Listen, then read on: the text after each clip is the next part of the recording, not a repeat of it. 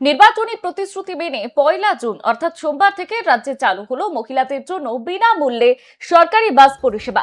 নতুন বিজেপি সরকারের এই ঘোষণার পর সোমবার সকাল থেকেই মালদা জেলায় সরকারি বাসে নিখরচায় যাতায়াত শুরু করেছেন মহিলারা। আপাতত কোনো নথি ছাড়াই বাসে উঠলে কন্ডাক্টররা নারীদের হাতে তুলে দিচ্ছেন ফ্রি টিকিট। এরপরে ভবিষ্যতে এই সুবিধা পেতে প্রশাসনের কাছ থেকে পিঙ্ক কার্ড সংগ্রহ করতে হবে বলেই যাত্রীদের সচেতন করা হচ্ছে।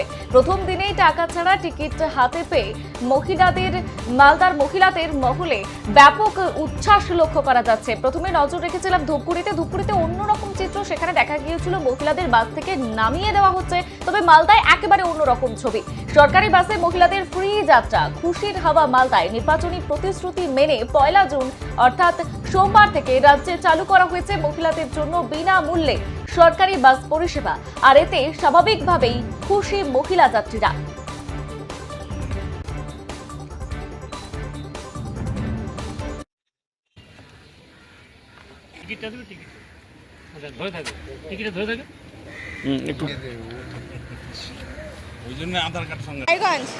রায়গঞ্জ যাচ্ছি আজকে থেকে। সরকার তো বাসের ভাড়া ফিরিয়ে দিয়েছে, মহিলাদের জন্য উপকার হবে। হ্যাঁ, মহিলাদের জন্য উপকার হবে। কে বলতে লাগবে, খুব উপকার করছেন, কাজটা ভালো হয়েছে সবার জন্য। এখন আমি বালুরঘাট যাচ্ছি। এসে কি দেখলেন এখানে? দেখতে পাচ্ছি যে আমাকে ফ্রিতে টিকিটটা দেওয়া হয়েছে। সরকার যে আমাদের জন্য ফ্রি টিকিটের ব্যবস্থা করেছে, তার জন্য সরকারকে অনেক ধন্যবাদ।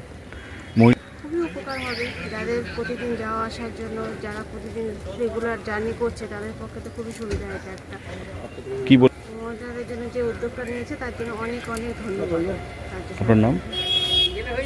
আপনার নাম?